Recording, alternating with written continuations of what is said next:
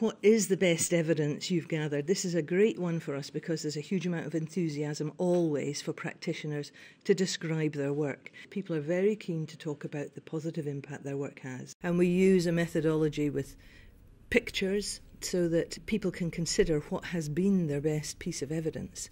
Frequently we find that people are very good at describing the piece of work behind the evidence. These are my pictures. So it's kind of a before and after picture almost.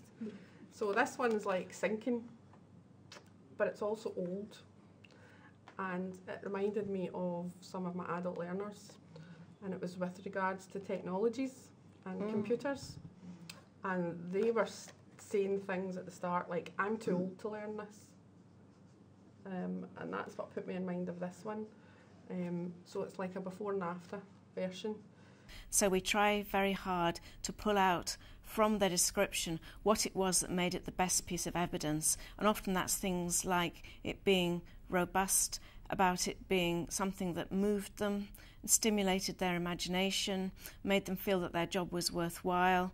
And by exploring these concepts, we find out what it was the CLD worker has done that made the difference to the person or the participants that they're describing. This is what immediately reminded me of gathering together evidence in a local youth project from young adults about what they'd got out of being involved.